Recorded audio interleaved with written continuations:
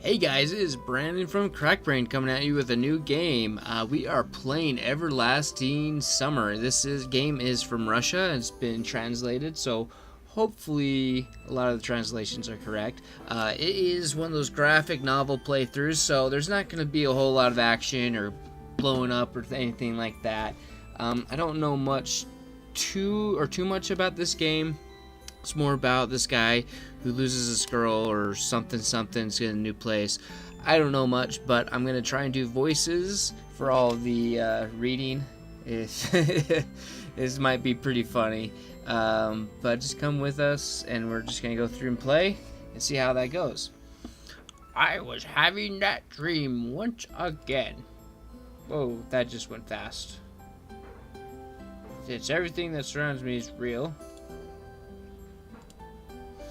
As real as things in my own flat. I could open the gates, hear the hinges creak, brush the crumbling rust away with my hand, inhale the fresh, cool air, and shiver from the cold.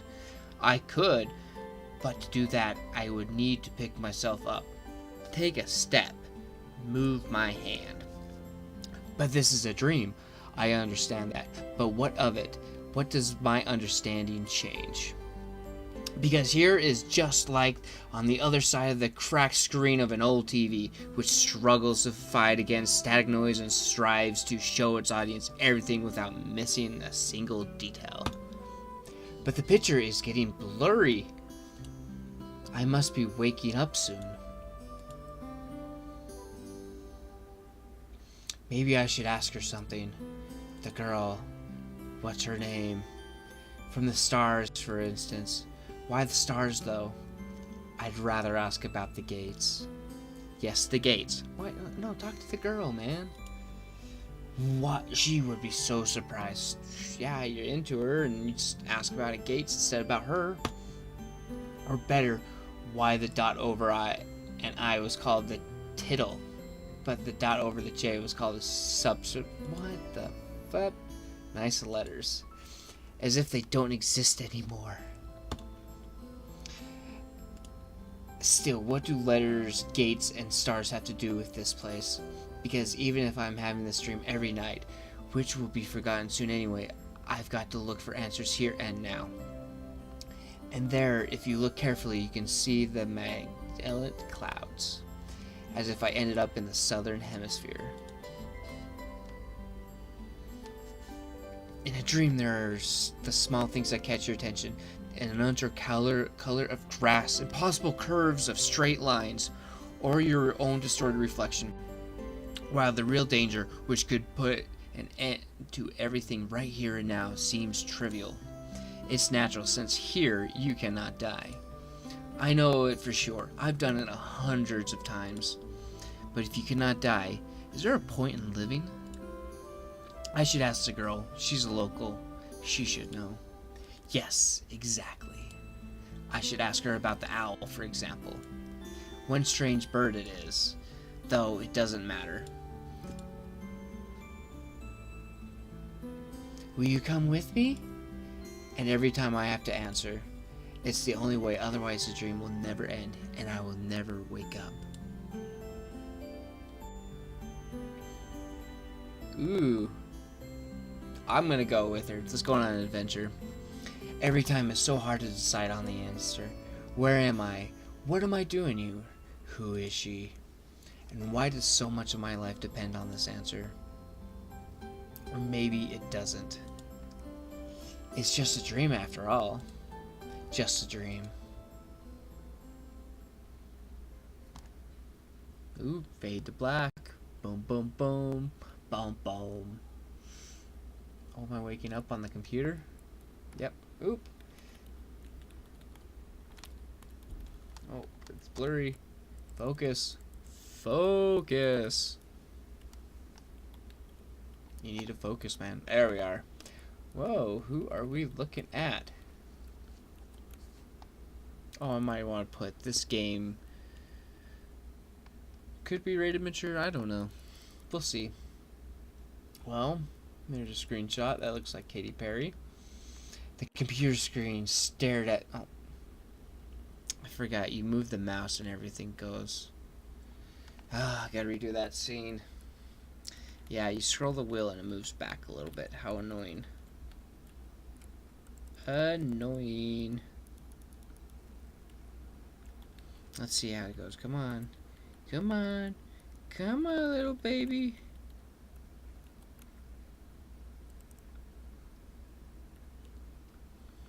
Wakey, wakey. Eggs and bakey. So again, we got our Katy Perry. This computer screen stared at me as if I was alive. I am tired, man. I should get off. Sometimes it really did seem to me that it was conscious of itself. It had its own thoughts and wishes, ambitions, that it had feelings and could love and suffer. As if in our relationship the screen wasn't an instrument, it was me who was a lifeless piece of plastic and texolite. Texolite? There's some truth in that, probably because the computer provides 90% of my communication with the outside world. Ain't that the truth?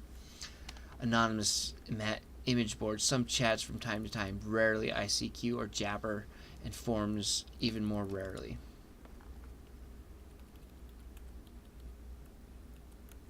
People on the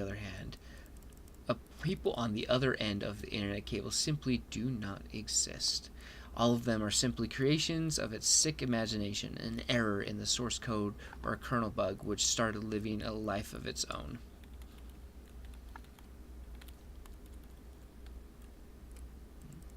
Looks like I fell over. I'm looking at the ceiling. Yep, that would be lights. If one looked at my existence from the outside, such thoughts would seem crazy, and a psychologist would surely give me a bunch of sophisticated diagnosis and maybe write me a doctor's referral to the loony bin. Man. Is it morning? It's morning. Or there's headlights, someone just drove up to the house. A small apartment with no signs of repair or any semblance of order in it, and always the same view out the window on the gray megalopolis, running somewhere day and night. Such are the conditions of my life.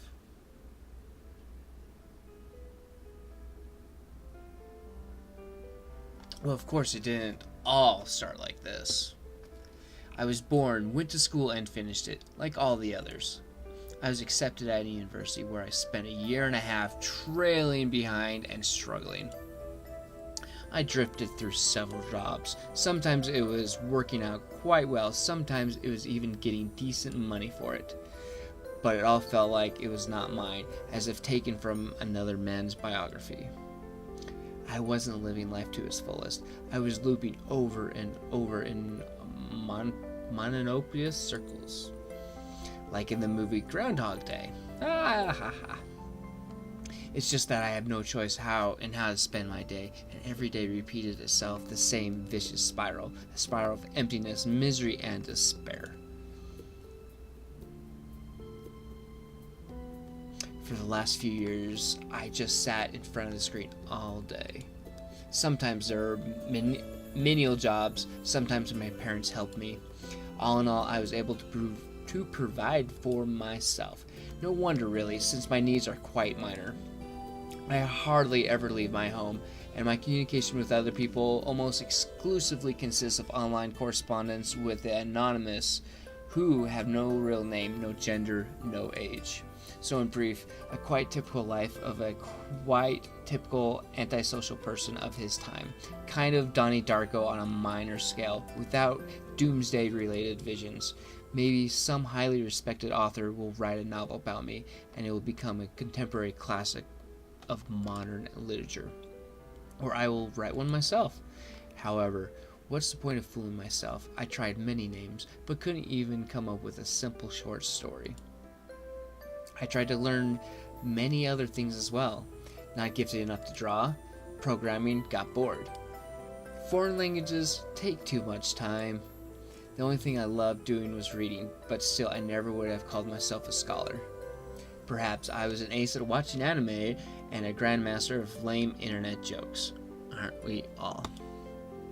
If I were to get paid for it, I would probably be a happier person and a richer person too, but I doubt it would fill the hole inside me. Oh, is it snowing? Today was another typical day of typical failures, typical life. And today is the day when I have to go to my university reunion. Blah. Frankly speaking, I really didn't want to. You don't go then. What is the point? The time I spent with them was so short. However, I was persuaded by a friend, my former university mate, and one of the few with whom I kept in touch with other than through the internet. Hi, look, it's the moon. We're like beaming to the next place.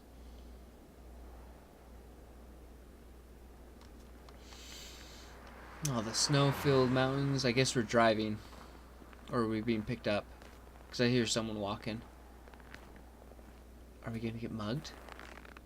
Or is that me walking through? Ah, it's me. I got a beard. Ha ha ha ha ha. The bus stop? A frosty evening. Bus stop. Waiting. I never liked winter. Though hot summer is not my season either. It's just that I see no reason to point out any particular time of the year. It doesn't matter much of what the weather is outside when you stay at home 24/7. The bus today was running so late that I was about to curse it all and spend my last few hundred rubles for a taxi. The idea of just returning home didn't cross my mind for some reason. As usual, millions of thoughts flew through my mind, but there was not a single useful one to seize on. Such a thought that you could bring into existence, give a shape, turn in an idea, and put it into practice. Maybe I could start my own business? But where would I get the money from? Or maybe I could go back to working in an office. No way. Maybe I should try freelancing? But what skills do I have, and who would want me after all? The things you ponder about when you're just by yourself there. I suddenly remembered my childhood, or rather my teen years, the time when I was 15 to 17 years old. Why exactly those years? No idea. I guess it's because back then, everything was much more simple. It was easier to make decisions, so complicated now and so simple then. Waking up in the morning, I knew exactly how my day was going to pass, and I was eagerly looking forward to the weekend. Then I could get some rest and have some time for the other things I liked. Computer, football, and going out with friends. And then, at the beginning of next week, I'd take up my studies again. Back then, there were no such worrying questions like why, who needs it, what will change if I do it, or what will not change. A simple lifestyle, so casual for any normal person and so odd to myself today. That careless childhood age. It was also then that I met my first love. Her appearance and personality have vanished from my memory. Only her name remains, like a brief line from a social network profile, along with the feelings which overwhelmed me when I was with her. Affection, tenderness, and a desire to care for her and to protect her. Sadly, it didn't last long. Today I can hardly imagine something like that happening. I would probably like to meet a girl, but I don't know how to start a conversation. What on earth to discuss and how to attract her? Well, I haven't met any suitable girls for a long time. But where could I meet one anyways? Car. The bus is here! The sound of an engine brought me back to reality. A bus pulled over. There was something abnormal about it, I thought. Then again, it doesn't matter. Only the 410 runs this route. Doop.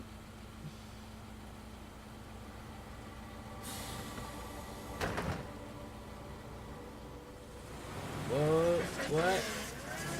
Uh-oh. Street lights pass me by, as if their cold light spark inside of me, trying to ignite feelings long dead. Or maybe not ignite, just awaken them. Because those feelings, they have been living in me for a long time, slumbering and waking up again. The driver's radio was playing some very, very familiar tune, but I wasn't listening to it. I was watching the cars pass by through the fogged up window. Because people are always rushing somewhere, chasing something they need, stuck in their own little worlds. Why would they care about mine? They probably have their own serious problems, or maybe they have much easier lives. You can't know for sure, since all people are different. Or are they? Sometimes someone's actions can easily be predicted, but if you try to look inside your soul, you will only see impenetrable darkness.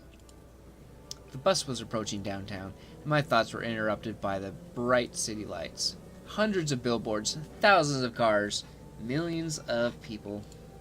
I watched the slideshow, and somehow I got terribly sleepy. My eyes closed for just a moment, and then...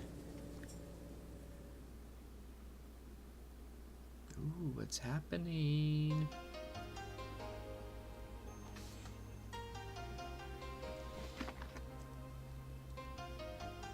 Intro time.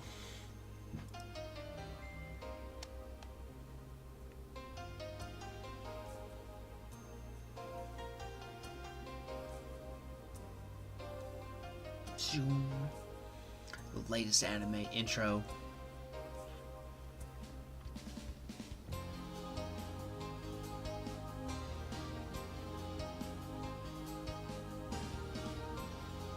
Whoa, who's that? Who's that? Whoa. That is... Yeah, another girl?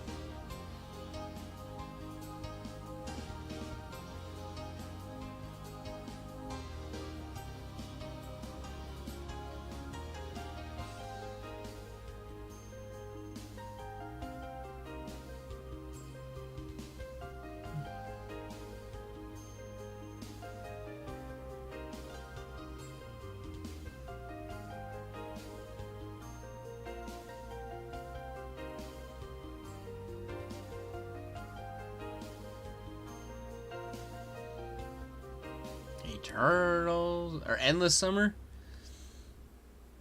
It's one of those games. Everlasting Summer. Doo-doo-doo. And that's day one. So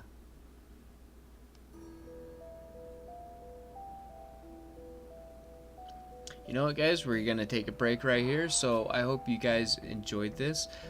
We do have our Indiegogo campaign running now, so feel free to click that link down below. You can contribute and get some lovely perks, or you can just share it. Help us get some better equipment. Again, just hit that like and subscribe button, guys, and I will catch you guys next time.